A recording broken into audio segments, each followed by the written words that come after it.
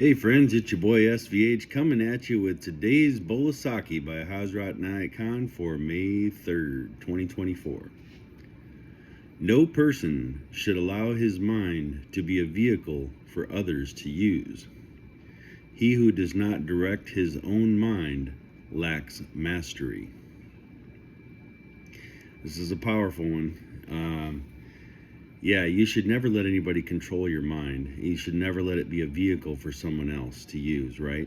And I think this is really more important now than ever in our life, in our lifetime or previous lifetimes, or the span of history of the world. I think this is one of the most crucial lessons for our current time and age, because I think we have let a lot of people control our minds. Mind control is a real thing, right?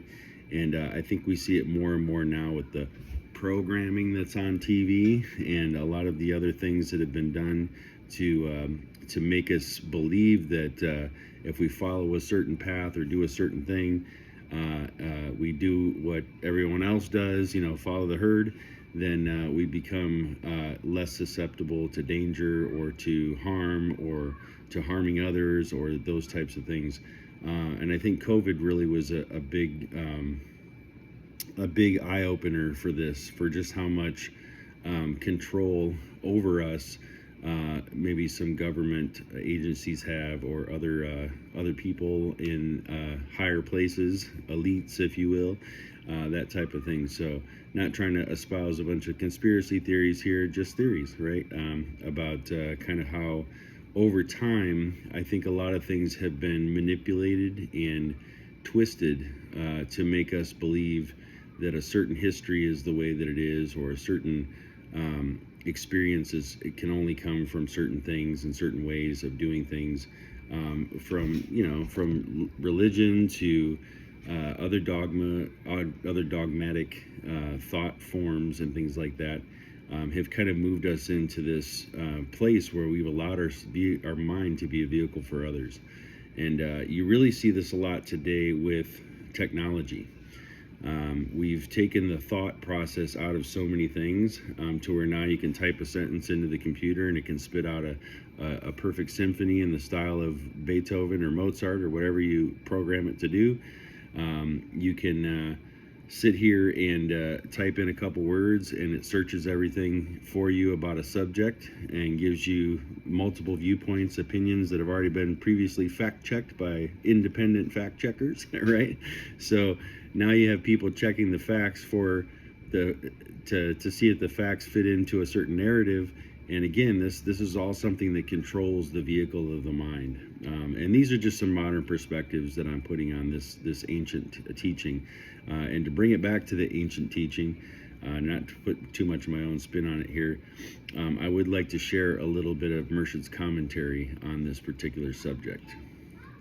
The more the mind is allowed to go on without purpose, the more likely it is to become a vehicle or a machine which all manner of influences around it of other human beings or spirit obsessions will employ instead of its owner. If the user of that mind is a sensible person, then it may be perhaps act properly, but otherwise the work of the mind is wasted. In any case, it would not be a fulfillment of the purpose of his life. The purpose is to learn mastery, not to be a vehicle for others to use. He who does not direct his own mind lacks mastery. So I think this is really powerful in this, even just in this first line. The more the mind is allowed to go on without purpose, the more likely it is to become a vehicle or a machine. And this is what happens to us in life. We get sold the dream, right?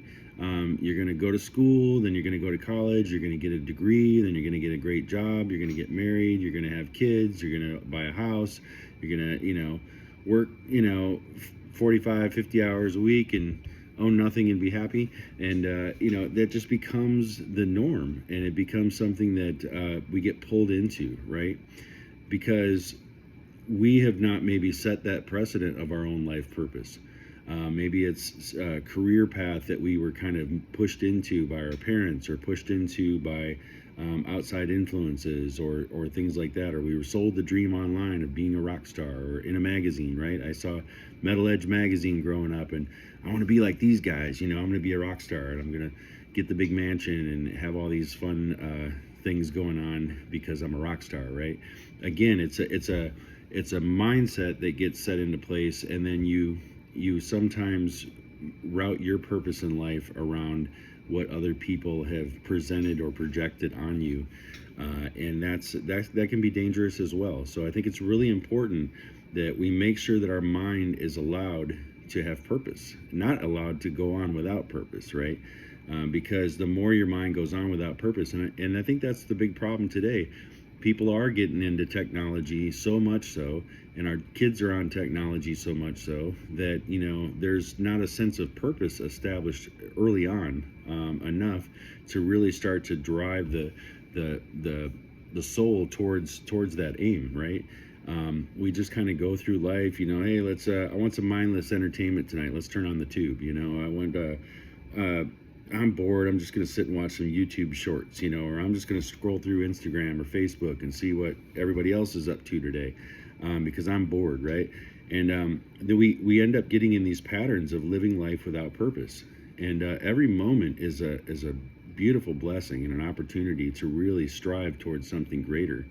And if we approach life in that way, then we can really have and do so much more than what we believe we're capable of. And then if you fill the mind with purpose, then the mind has no extra little crevices in there where it's going to be allowing in things that aren't aligned with that purpose. And if you have a really strong will aligned with purpose, then the mind is completely yours to master, and no other outside influence is going to take control over that. So I think it's a really important lesson, and I think it's something really powerful to think about.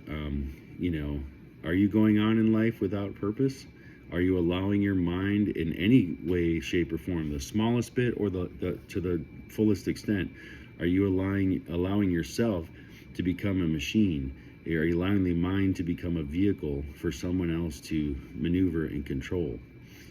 Because if you are, you got to think about how to turn that back in. You got to find your sense of purpose, and you got to make sure that you're staying focused on what's right for you and you alone, and not for the herd.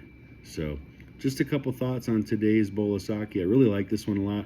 I could really expound and go off on this one for a while, but just wanted to share a few thoughts, and hopefully you've enjoyed it today, and we'll see you again with another Bowl of Saki again real soon. Thanks.